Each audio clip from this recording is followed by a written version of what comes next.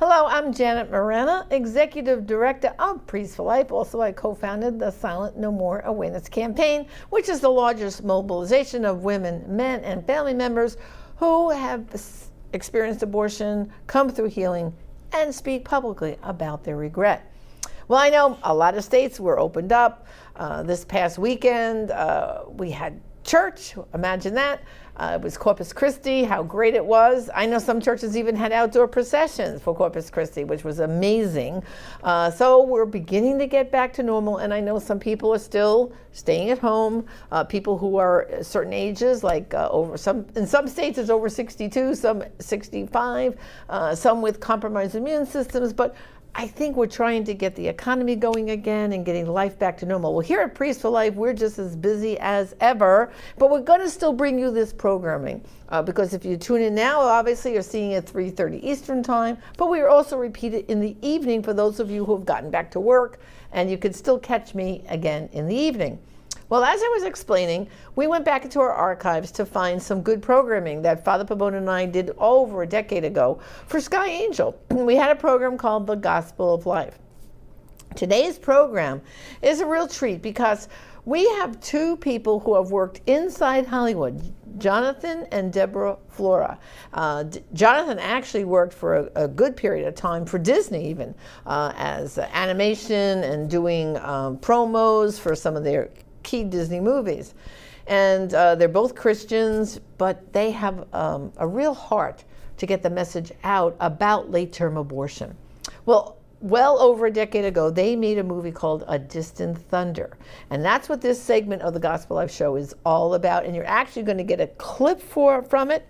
And at the end of this segment, I'm going to tell you how you can watch the entire movie. So let's see now the Gospel of Life. Next on Gospel of Life, find out about a Hollywood film about abortion.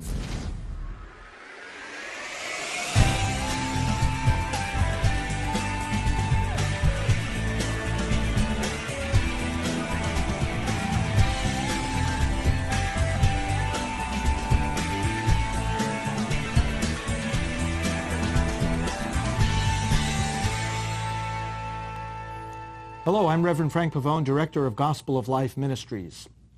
The most important moral issue and challenge of our day is abortion. And the message about life and protecting life is conveyed in the pulpits of America. It is conveyed in legislative assemblies, in research and documentation and educational efforts of all kinds. It is also conveyed in music, in art, and now in a provocative new film called A Distant Thunder. A message coming through in this film that makes people think and feel in new ways about the tragedy of abortion. We're going to show you a trailer about this film now, and then we're going to talk with the producer and writer and lead actress, A Distant Thunder.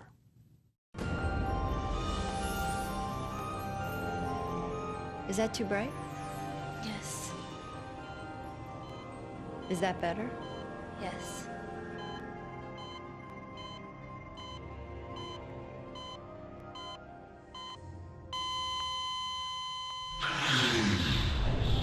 What do you know about Audrey Thompson and the Lavin case? Audrey Thompson is a nurse at St. Andrews, was assisting Dr. Lavin when something evidently went wrong. I want you to take it. Why would I take it? It's not a murder case. In fact, I don't even think there is a case. Just take a look. We're here to find the truth and just what took place during what was supposed to be a routine procedure. And what, Audrey, what happened next? That's when something happened that I'd never seen before. Do you ever have nightmares? I mean, really terrible ones you can't seem to shake off. You're Ann Brown, aren't you? You don't really want to take this case. Are you threatening me? No.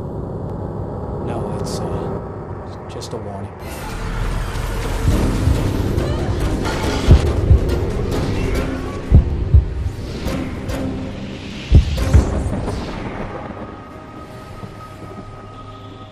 It's getting closer.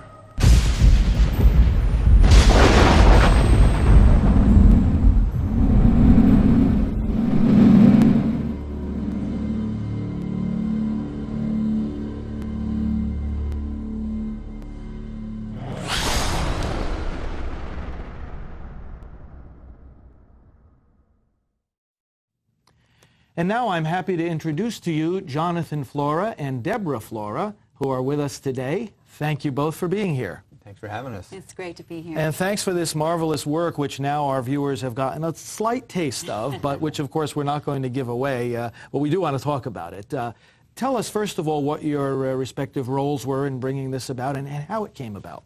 Well, I'm the writer and director of the movie, and Kip Perry produced it, and Deborah played the lead in it. And it really came about a few years ago when doctors were telling us that we could not have our own children. And so I was searching online, just studying statistics. I was caught up in the contrast what we had as a society, that here my wife and I were on our knees praying and crying out to God for our own children, and yet we're aborting 4,000 babies a day simply because they're not wanted. And I say that with some regret as well, because I had done the same thing many years ago. But it was during this time that I stumbled across partial birth abortion, and that was just something I could not believe what I was reading, this horrific practice of late-term abortion and the method in what it's carried out. And I spoke to several of my friends, and of course I spoke to Deborah, and some people had heard of it, but they had no idea what it was, or some people just simply never heard of it. And this was before President Bush had signed the ban. And so the more I realized how little people knew about this, the more I just felt this real conviction in my heart that this was a story that had to be told. But it had to be told in a way different than other films have been done in the past. I did not want a documentary, agenda-driven piece. I wanted a compelling storyline that within that storyline, people will learn exactly what this procedure is. And I always get to share the good news, by the way. The doctors were wrong, and we have two beautiful children. And yes, they're wonderful. And for me, what really launched me also into pro-life was we had an opportunity to see ultrasounds of our children from day 8 all the way up until delivery, and just the undeniable, amazing proof of their life from the moment of conception. Just, it moved us out of complacency into having to do something about it. Now, I'm sure many of our viewers, even right now, do not know what partial birth abortion is. And this, of course, is, despite the fact that it's been in the news for over 10 years, this is a procedure, as you well know, where the baby is literally partially delivered. And with part of the baby outside the mother, and living, this child then is killed. And normally, the method being that the child is brought out feet first, and then scissors are inserted in the back of the child's neck, and that kills the child. Now, you are a producer with a major Hollywood studio, and I know that a lot of our people within the pro-life movement often think about this theme that, oh, only if there were some movies that would bring across a strong pro-life theme that would help people to think and to be informed about these issues, that would be such a blessing. And here now we have it in our hands. It's a 35-minute film. Was it difficult to do this, given the atmosphere of Hollywood? Well, it has the challenges, and you can imagine, in just looking at the 5 top nominated films for Best Picture for the Academy Awards, this is certainly a subject matter that is in contrast and flowing upstream from what is typically coming out of Hollywood, which is pretty much a liberal message. But regardless, there are pro-life people out there are Christians out there, and so we ask people, don't abandon Hollywood. There are people out there, this is a mission field, and there are people out there really trying to do their best. It was simply a matter of continuing to pray and then praying for the financing to come forward and getting this made. Once Kip Perry came on board, the producer, that really enabled us to get the elements and the factors that we needed to get this movie made. Mm-hmm. And it's interesting, whenever you take any kind of step of faith, it's amazing how God will meet you along the way. As Jonathan often says, this is a film that, well, people ask us, were we afraid to make it in Hollywood? And we were more afraid not to make it. We really felt God put on our hearts, if you're not willing to step forward and do this, how do you expect me to open doors for anything else? Because film is such a powerful medium, and you describe partial birth abortion. It's the most extreme, horrific example we can bring to the table. And in film, if we can get people to agree that this is wrong, we can get them to begin to question other things. So we just felt like we had to make this tool. Now, as you said, this is not a documentary, and it's not a film in which someone is preaching against abortion directly. Tell us instead how the message is conveyed. Well, again, the challenge was also having it be 35 minutes, and the reason we had done that originally was because we knew that we were going to be presenting it to certain people that they might only have a half hour to sit down and take a look at this. And also, we were hoping that it would be used, as Deborah said, as a tool, so it would be in different schools and classrooms, et cetera. And it's really opening itself up to that kind of avenue. But the reason it needed to be, in my mind, when we go to movies, we go in there willing to surrender ourselves and open up to whatever this filmmaker wants to tell us. Whether it's a fantasy land or whatever, we will suspend that reality for us to accept what's going to take place in this story. And so that's what I've done with this. We really follow along this story of this attorney, which Deborah plays, as she's going through a lot of these visions that she doesn't really know if she's seeing things or going crazy or whatnot. But it's as she's preparing for a trial where a murder takes place during a medical procedure. Then I use a courtroom setting to describe what the medical procedure is, which is a partial birth abortion. So a partial birth abortion is done legally, but then something goes wrong. Something goes wrong. And that's what the trial is. The abortionist is on trial. Yes. That's correct. Yeah. And so by it being from the testimony of a witness, now she can lay out exactly what a partial birth abortion is, step by step. And also by having two combating attorneys, I can kind of argue both sides of the issue as well, so we can hear the arguments and rebuttals that go with it.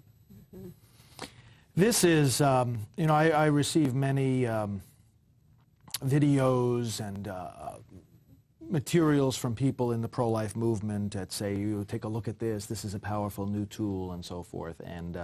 And when I first got this and watched it, I said, this is really going to be make an impact for the movement, because and of course we can't give away the ending, but it has a surprise ending to it, something that, as you've already said, one is taken through a consideration of what this procedure is.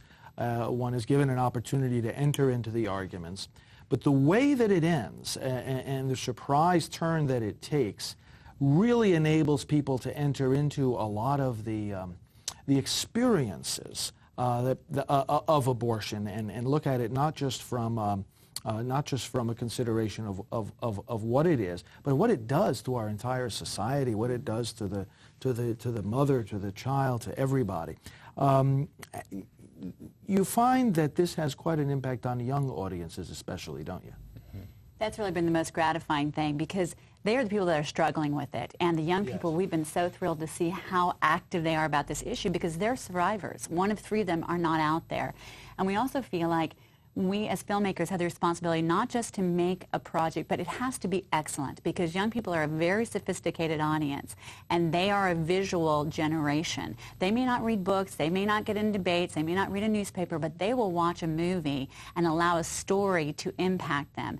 And it's told in their language. And one of the most gratifying things we've been hearing is about how teenagers are watching it and then inviting all their friends over for impromptu focus groups so they can discuss it. Because this issue people can't talk about, but if we can give them a tool that, wrapped in a great story, can start conversation, then we're doing our job. And we don't preach at people. This doesn't villainize anyone. It doesn't force answers down their throat. It really gets them to begin to question, which is how young people especially really respond. We're not preaching at them. We're allowing them to think it through themselves. Well, we have a little clip about this film that we want to show now, a little segment of it. Tell us what it's going to show us. Well, it's something we kind of touched on. This is when Deborah's character is questioning the nurse who witnessed this procedure. And during this section that we're going to see, she's actually describing what the steps of a partial birth abortion really is.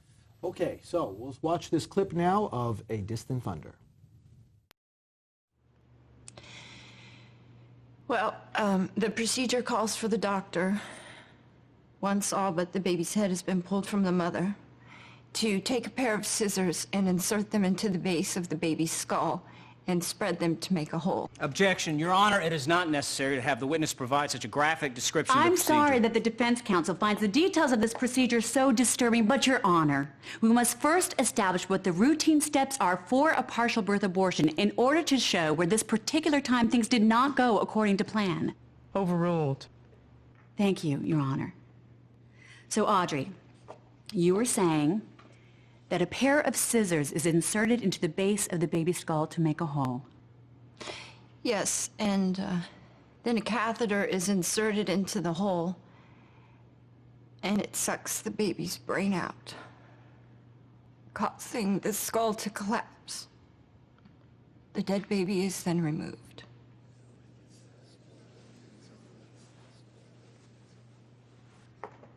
That must be quite a sight. No. Excuse me, please speak up. I said, no, it isn't. But this time, it was no ordinary procedure, was it? No, it wasn't. Well, this is certainly something that we want to encourage viewers to obtain and to watch the entire film, and we've been delighted to be able to promote this film and just help you distribute it through Gospel of Life Ministries and Priests for Life. And we want to urge you, brothers and sisters, to contact us precisely for that purpose. Go to gospeloflife.com, and you will be able to see how you can order this film, A Distant Thunder. There's also a distantthunder.com website, correct? Mm-hmm. And how did, I mean, we know a little bit about what led you to do this film. How did it impact the others who were involved in bringing it about? Well, it's really interesting because we'll never say that everybody on the cast and crew has to be a Christian or believe in what the story is being told. The story has to speak for itself. Right. And so that was our first real exposure as to some of the things to come, was hearing different members of the crew after reading the script going, yeah, but didn't you kind of embellish this or make this up? They couldn't believe also that this really took place in the way that it does. And so when we knew firsthand that it was already reaching and having a reaction with those people, that I think God was just giving us a little foretelling that it was going to reach even more. And one of the best testimonies we have is that you were talking earlier about it being very accepted by the youth. A local university in Los Angeles, the movie started getting passed around, and it ended up in the hands of a girl that was going to have an abortion. She watched it, made her boyfriend promise to watch it with her, and after it was over, they looked at each other and said, we can't do this, let's have this baby. And they just had a baby boy this past Valentine's Day. So it's showing that not only what we've done here, but anybody can make a difference in this area if they will just simply apply themselves and make a stand. And it's interesting, too, because even the people working on the set who weren't pro-life were actually so gratified to be a part of something that had some kind of meaning and substance, because there's so many projects out there that even at best are mildly entertaining or diverting. And even when they may not have been aware of the subject or completely converted over to pro-life thinking, they were just excited to be a part of something that would have some legs. And we've had the opportunity to tell some of them that, for instance, recently A Distant Thunder was used in South Dakota. It was actually mentioned from the floor of the Senate there when they were debating the law that they just passed. So it's getting into places we never imagined possible. And for those of us in Hollywood, to have one project we're a part of that maybe has that impact is so gratifying. You know, having an abortionist there on trial and then having the description of the procedure articulated in the courtroom reminds me of the movie Judgment at Nuremberg, and when those who were on trial for the atrocities of the Holocaust were made to sit there and watch some of the footage of these atrocities. The lights went back on in the courtroom after the clip was shown, and they just had their heads down in shame, and like the abortionist does in this film. And the only thing that the defense could say was, it is inappropriate that such graphic material be conveyed in this courtroom. Mm-hmm. They couldn't say, we justify what happened. It is inappropriate to show it. And when partial birth abortion became a public debate in the United States and entered into the halls of Congress, and there were diagrams and there were descriptions, that's the same thing that was said by the supporters of abortion. Mm-hmm. Mm-hmm. And we actually have that as one of the characters, the other attorney, Ned Vaughn, who does a wonderful job. He wants to stop the description just because he thinks it's so disturbing. Yeah. And that's what's interesting, is we can get people to look at this and realize that in our culture, where we want to save the whales, we also allow this sort of thing to happen. And we need to be made to look at that so we as a society can examine ourselves. And we had to find a creative way to get people to look at something they don't want to look at. They don't want to look at. You know, the challenge is not converting people to believe that abortion is wrong. The challenge is getting that information in front of them in the first place, because the light of human conscience will see that something like this just is too wrong to permit. Absolutely. So, what can our viewers do to help get A Distant Thunder to its intended audience? Well, as you mentioned, they can go to distantthunder.com or the other websites that you had mentioned. But also, we're just simply trying to provide a tool because we're not trying to tell people how to think, but we're trying to give them the information so they can think. Yes. And we've heard such positive feedback of being shown to different pro-life groups, shown to high school groups. There are various churches and parishes that just simply going there and getting as many copies as they can, because it's not about selling the copies, it's about getting them in front of as many people as possible. Right. And if people who are viewing, if they have people they've not been able to get through to, give them this video. They're going to get drawn into a very interesting story.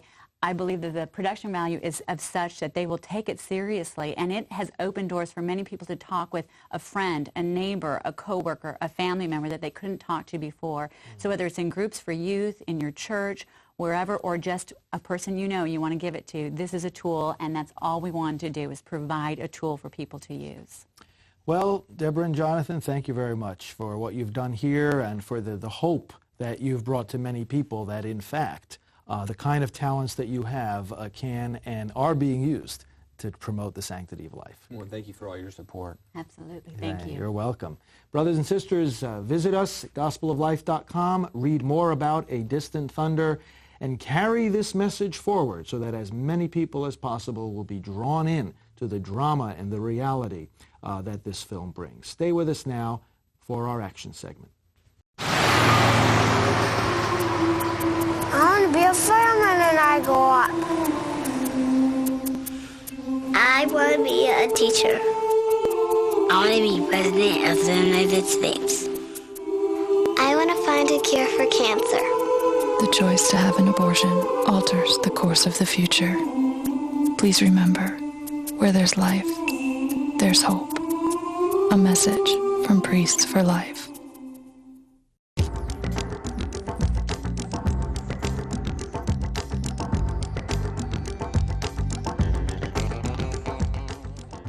Some candidates for public office claim that the government should not be involved in abortion. But the government got too involved in abortion the day it removed protection from children in the womb. The first purpose of government is to protect the lives of its people. No one who deliberately fails to do that is worthy of public office. This is Father Frank Pavone of Priests for Life. When I found out I was pregnant, I thought I would lose my job. My boyfriend told me to choose between him and the baby. I was already struggling to care for one child, so I had an abortion. I had trouble conceiving again. I tried to commit suicide. I started to have nightmares. You see, abortion didn't solve our problems. It just created different ones. That's why we are silent no more. We found help and healing, and you can too. Call or go online today. Today, I'd like to offer you a copy of my latest book, Shockwaves, Abortion's Widest Circle of Victims. Every abortion, aside from killing a child, wounds countless people who are connected with that child, like the mother, the father, the grandparents, the siblings, and the other relatives, the friends of the family, the abortionists and their staff, and the pro-life people who tried to save that baby. My book, Shockwaves, drawing from the research of the psychiatrist Dr. Philip Ney and from our experience in Rachel's Vineyard and Silent No More, explores the wounds experienced by those different groups and points the path to healing.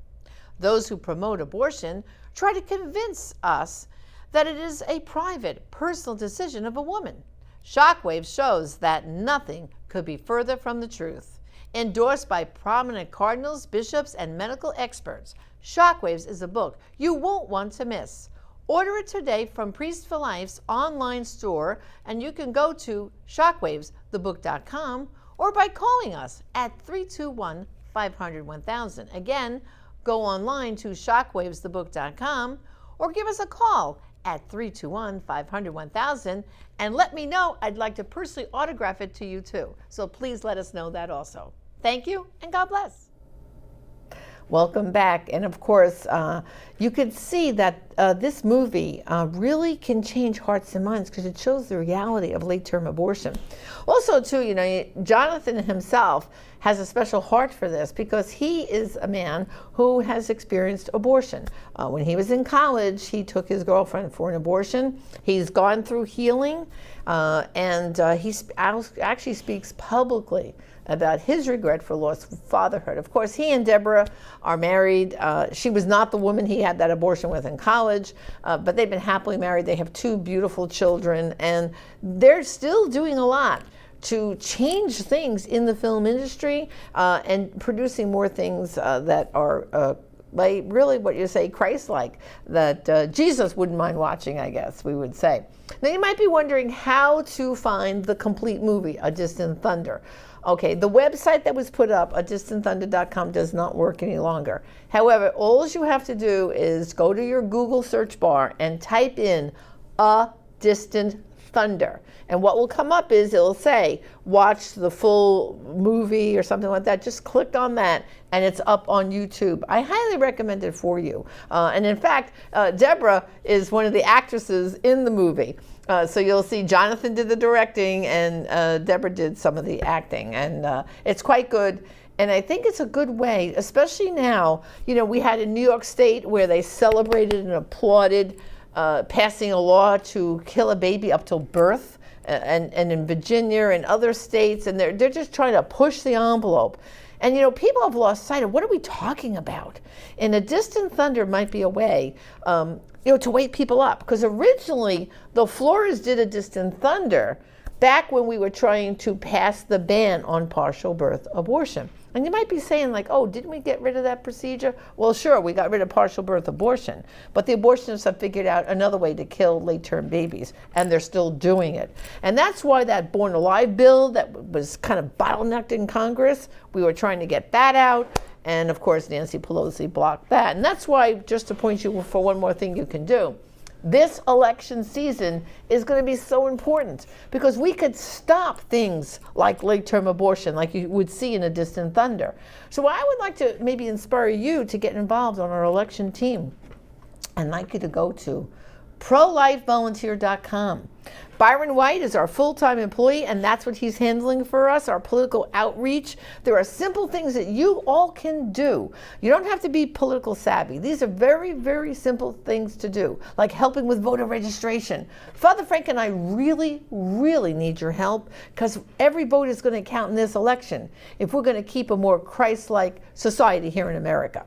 So go to prolifevolunteer.com, do that today, and thank you for joining us. Tune in again next time. Thank you, and God bless you, and God bless America.